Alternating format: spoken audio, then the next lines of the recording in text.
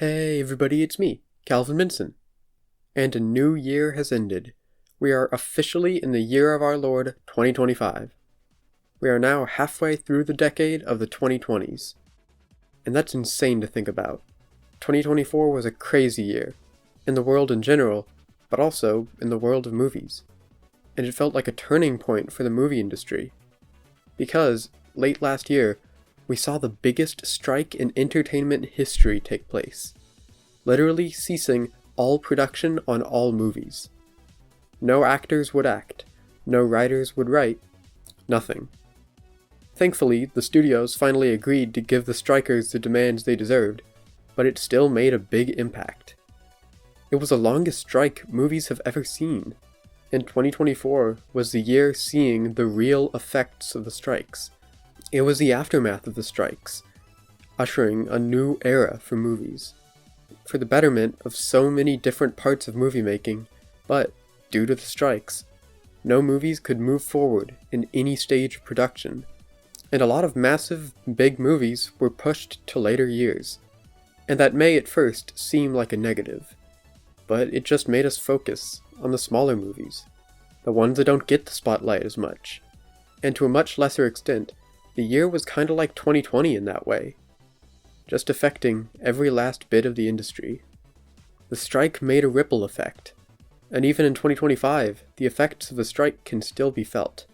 So many movies and shows and other media were delayed, so going into 2024, most of the big, heavy hitters were pushed to later years, some even being cancelled. And now, the year was left with not a ton of big, massive movies that you'd expect each year. But surprisingly, not only do I think this year, in terms of movies, was fantastic, but I think it's just as good as 2023. And that's saying something. So I thought, why not celebrate the first step into reinventing the movie industry than to take a look back at all the films that I have personally seen that have released in the year 2024. Also, just to set some ground rules, this is a ranking of movies, not shows or shorts, normal movies. So stuff like the Ted Peacock Show or the Simpsons shorts aren't being included. Now I have some leeway when it comes to some shows, as long as they are limited series with one continuous story, preferably with a connection to a movie. But otherwise, this is just movies, baby. And keep in mind, this list is of films that I've been able to see this year. There's a few I haven't seen that you might have seen, so don't get angry if there's a certain film that doesn't show up in my list, or if there's a film that does show up that you haven't seen. This is all from my perspective. So just chillax, my guy. This is all for fun. And also, if you've seen the title or runtime, you might guess that this isn't the full video. And that's cause this video is going to be split up in parts, so that y'all have something to watch, instead of waiting a ton of time for the full thing. So now that I've established the rules and the setup, we can start. So, without further ado, let's begin. So, starting off, in 75th place, the worst movie of 2024 is Madame Web. Shocker. It's amazing how bad this movie is, and it certainly deserves the crown of worst movie of the year. To give background, Madame Web is the next Marvel film, with a big asterisk on Marvel. This is a Sony Marvel film, because Sony owns Spider-Man and characters connected to Spider-Man, and since 2018, they've been making movies that center on Spider-Man villains without Spider-Man. There's been Venom, a very generic and mediocre film, Venom 2, a really stupid movie with some scenes so comically bad that it's funny, and Morbius, the movie so bad the entire internet joined together to mock it. And now, we had this. But this is just on another level. And Sony agrees, because right before the movie came out, they put out a statement saying the movie actually isn't set in the Spider-Man spin-off universe, and is in its entirely own separate universe. They didn't want to damage the reputation of the universe with Morbius. That's how bad it is. One of the weirdest parts is that some of the biggest Spider-Man characters, Uncle Ben, Peter Parker's mom, they're in the movie, but barely. The story has literally nothing to do with them. So why the hell did you get these massive actors to play such major characters, with one of them literally being pregnant with Spider-Man during the movie, and then have those characters have literally nothing to do with the story? Then why are they even there? Well, it's because, originally, the film would have been about a guy named Zeke Sims, who gets dreams that he'll be murdered by Spider-Man, so he travels back in time to kill Mary Parker, Terminator style, while she's pregnant with baby Peter Parker. And Madam Web, along with 3 other Spider Ladies, are trying to protect Peter's mom and stop Zeke. But Sony, realizing that this movie was so bad that it could damage the reputation of Spider-Man, decided to completely change the movie at the last minute, into Madam Web protecting those 3 other Spider Ladies. This change was done so late in production that they had already shot most scenes, and Sony, in their genius wisdom, decided not to reshoot scenes, and to just cut out most of them, and then have actors do ADR over shots where you can't see the characters' mouths, so they just Frankenstein together a movie. And the final product very much reflects that. It's a spitting image of studio interference, thinking this new plot would save a film that even if it stuck with its original story, it would still be horrifically bad.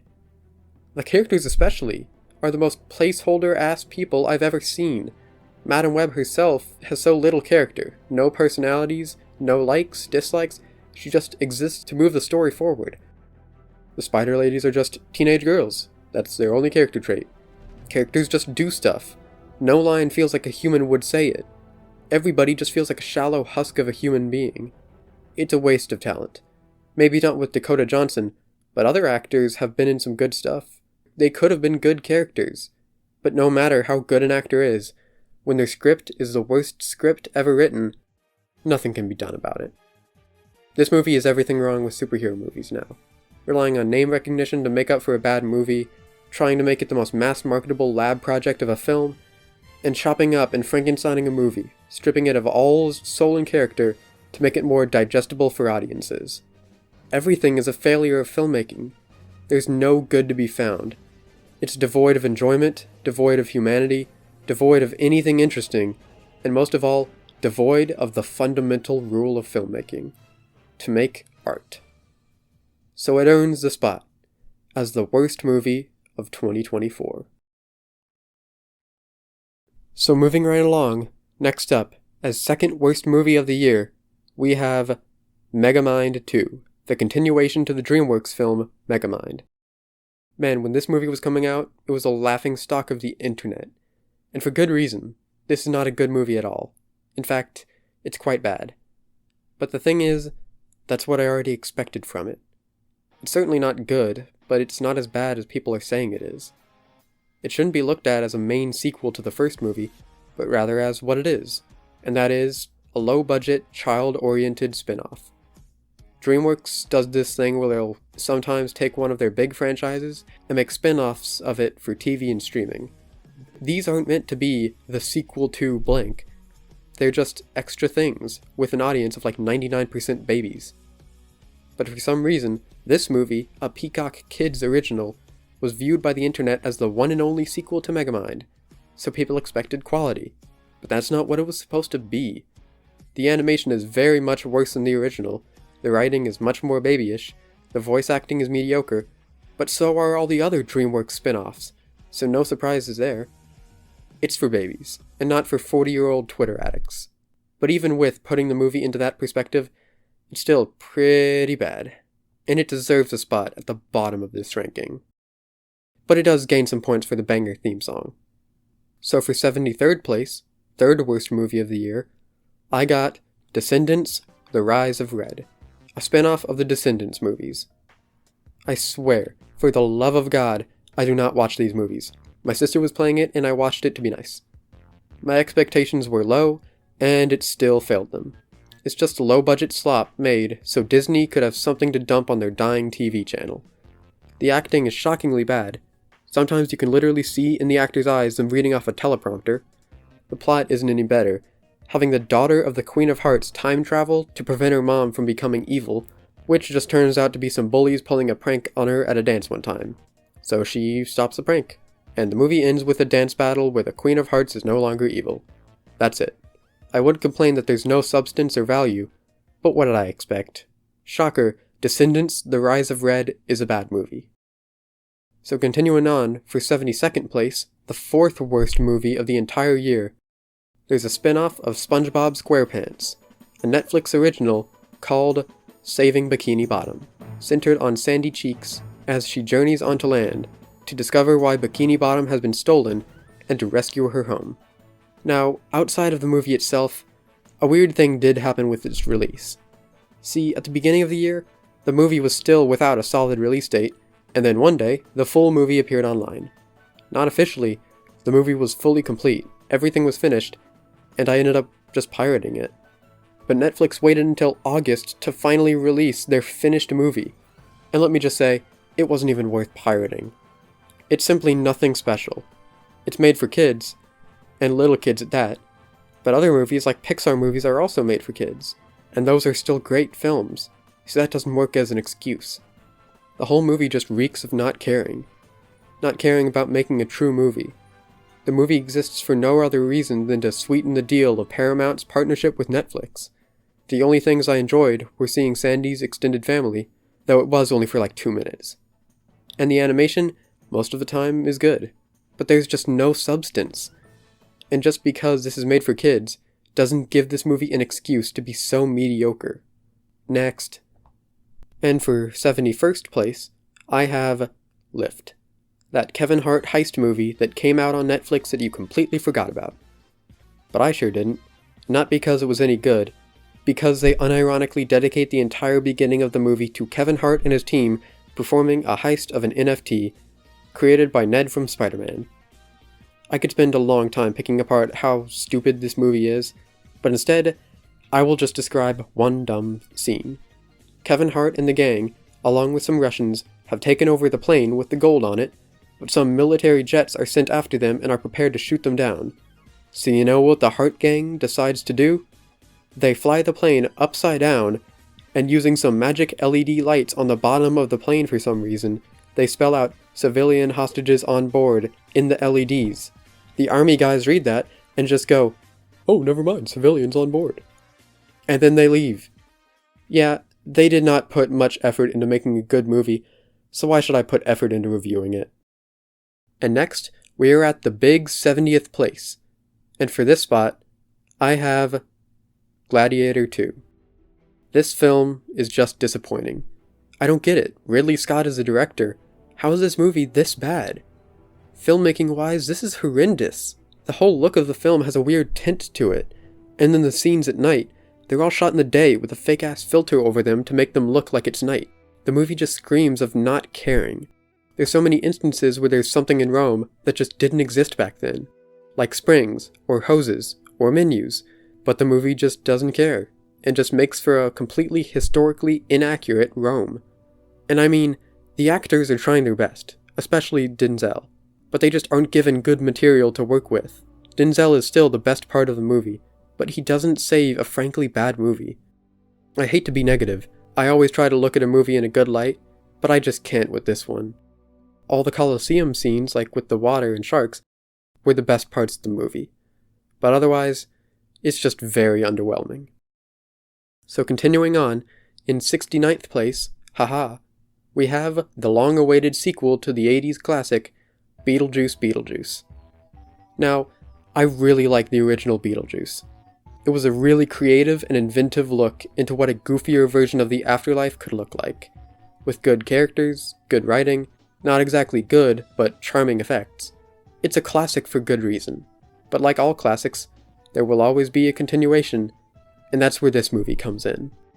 But I actually had some hope for this movie, mostly because it was directed by Tim Burton, and Tim Burton has a level of quality he tries to reach with all his projects.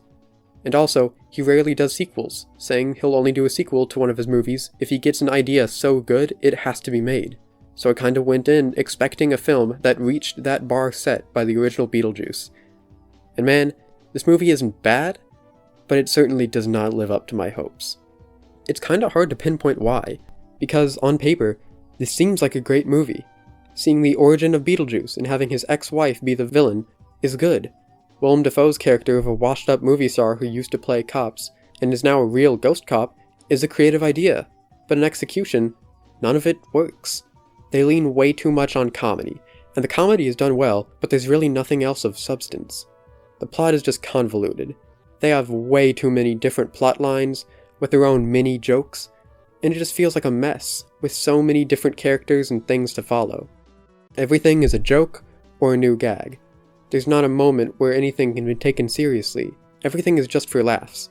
Does the original have comedy? Of course it does. It's a comedy movie. But the goofiness isn't the sole reason why the original was so good. It also had scariness. They knew when to take it seriously. They knew when to have emotional moments. But this film just misses the heart and soul, no pun intended, of the world of Beetlejuice. They have elements, like Astrid's dad dying and her getting to reunite with him when she ends up in the dead world, but it just doesn't feel genuine, because every scene where the characters can be human is ended immediately with a joke. The shell of a good movie is here, but it just misses the mark. And moving forward, into 68th place, I've got Argylle, that spy movie you completely forgot about. Just for a refresher, the premise is that there's a spy thriller book author called Ellie Conway, and her books, for some mysterious reason, are able to predict the future, and all the spy stuff in her books is actually true. So some bad guys want to kidnap her to have her write the future, and some other mysterious guys trying to protect her. To be honest, that premise sounds dumb as hell, but what got me interested was that it was directed by the same man as the Kingsman movies, Matthew Vaughn. I've seen some of the Kingsman films, and I really like them. And this film is very much in line with his previous work, but I would say with a much goofier tone. The action is good, the choreography is fast and dynamic, but the actual story and characters is where this strays away from being more serious than the Kingsman movies, and instead, more jokey and comedic. However, for me, what kinda saves this movie from being mediocre or bad is the twist. Now, I won't argue this is anything special, but the actual mystery they have, I was invested in. Spoiler alert, but the big twist of the movie is that the main lead, Ellie Conway, was actually a spy, who was a spy partner of the dude that's been protecting her the whole time, but in a dangerous mission, she's lost her memory, and some of the evil bad guys brainwashed her into thinking she was a book writer, and that the evil guys were her parents, and the reason her books can predict the future is because the events from them are just old memories from her subconscious. That's honestly a pretty good twist, even if it's batshit insane and a really big stretch. I've noticed that from now on, there aren't really any outright bad films. Sure, there are some completely stupid moments, but even those are just funny. I completely get why this movie is so hated, but I enjoyed it. Next up for 67th place is King Cole. Now, I guarantee you've never heard of this movie, and it's just a pretty obscure documentary I saw at a film festival. I always love myself a good documentary. I mean, I kinda make them, so I always like watching a new one, just as long as it's about something interesting, which this film has. The documentary is about Appalachia, and shocker, coal. There's many towns in West Virginia and Appalachia that survive only on coal. It fuels the town, both literally and figuratively. And even now, even when these towns are dying, and their days of big coal manufacturing are done, coal remains as a symbol of the town, as the commodity that held the town together like glue. Now that is a good base of a movie, and I like their different approach to depicting the impact of coal. The film isn't really about the coal industry itself, but the human stories and communities that were shaped around it. How towns function when the entire place pretty much depends on coal to stay alive. How many people view it. And that's especially a big part, as most of the movie is from the perspective of a little girl, who's grown up with coal as this mystical force that holds their town together, and that aspect of the film is done extremely well. So then, why is this near the bottom of the ranking? Well, dear viewer, this film falls into the trap that a lot of other documentaries do, and that is forgetting what pacing is. The main issue with this movie is that it's just so long. There's so many scenes that just drag on, and I get that all the scenes are like that for a reason, but that doesn't excuse a frankly boring movie. Every bit of dialogue is stretched out, with like 30 seconds of random shots or ambience in between them, and I get why, but they just failed at making a movie that's enjoyable to watch. I found myself just waiting for scenes to be over. Now that sounds a bit harsh, cause this is a good movie, but it just doesn't break the documentary curse. And next, riding in to 66th place, I have Dear Santa, a title that does not represent the actual movie, because this has Jack Black as the devil. Even though it's called Dear Santa, this is not a regular Christmas movie. Instead, and in a genuinely good premise, a boy named Liam is trying to write a letter to Santa, but he's dyslexic, so he accidentally addresses it to Satan. So Satan, played by Jack Black, appears to this boy and makes a deal where he will grant Liam 3 wishes, and in return, after the 3rd wish is granted, he can have Liam's soul. And honestly, not a bad premise for a Christmas comedy. But where this movie goes wrong is in its execution. A lot of the movie's different parts just don't really work, such as the comedy. The comedy feels straight out of the 2000s, and not in a good way. It was directed by the directors of Dumb and Dumber, and it's clear that they were trying to recapture the humor and style of their previous work. But that humor just doesn't really work nowadays. There's still potty humor and stuff in modern movies and shows, but they do it creatively, not just using a fart sound effect and expecting that to be funny. The only funny parts of the movie were really just Jack Black being Jack Black. He's always good in literally everything he's in.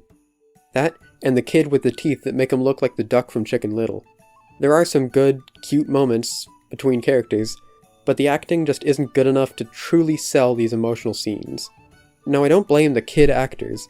They're literally children, but the adult actors aren't that good either, and given the material they had to work with, I don't blame them. This movie, while enjoyable, did not go all the way with such a good premise.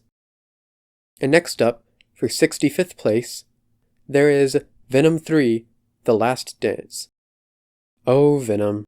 Your movies may not be good. Yeah, they're just not good. I mean, Venom 1 and 2 could be worse. Compared to the Spider-Man movies, and really most other superhero movies, they stick to basic cliches and don't go far enough with any of their ideas, but they're harmless movies. They were just semi-small scale stories about some weird-ass characters, and it works. Those movies are stupid, but enjoyable. But Venom 3? Oh boy, this is not enjoyable. This is just bad. This is one of the most batshit insane movies I've ever seen. I can't even put together a regular review, so I'll just rant. Venom and Eddie are so clearly in love with each other. There's Venom fish, frogs, and horses. Venom risks the universe to dance to an ABBA song. The McMuffin storyline is full of plot holes. Eddie's a complete failure of a human being throughout the entire thing. Venom lets a plane full of people just fucking crash. They just go nuh-uh to him being in another universe. This random family lets this clearly unwell man tag along in their car with their kids in it. They have a Maroon 5 montage. Why is Miss Chin in Vegas in the same hotel that Eddie just happens to be in at the exact same time? The whole movie centers on the villain not being able to escape a place, but he could open up portals to get out of said place for his minions to go through, but not him. Venom fucking dies somehow, and they end the movie with "I had some help by Post Malone." There's a mountain of nitpicks I could make. But to give credit, it's not devoid of any good parts. There's some things I actually like. I like the car scene where they listen to Space Odyssey. It's really the only quiet, well-paced scene, and it's great. Just Venom and Eddie seeing this family with their kids, Eddie saying how he wishes he could have what they have, Venom telling him he would make a great father, and just how their lives would have been different had they not crossed paths. At the core, these are interesting characters, and when they use them correctly, they can be great. And Noel, for as little as he's in the movie, has so much aura. We'll probably never see him again, but I digress. The CGI is fairly good. Not amazing, but good, especially with the new symbiotes. But overall, what the fuck is this movie? I'm going insane trying to find some bits of good to save this weird-ass, stupid-ass, crazy-ass, dumb-ass, goofy-ass, Madam Web-ass movie. Next. And with that, that's gonna be the end of this section of the ranking. I've decided to put this massive video out in separate parts, so y'all have something to watch instead of it being another month or two until the full video. And this is part 1. I hope you enjoyed watching it. And I also hope you'll stick around for the next parts. And trust me, it's gonna get a lot more interesting as to what films show up how high on the list. So hopefully I'll see you later, but at least for this video, I'm Calvin Minson, and thank you for watching.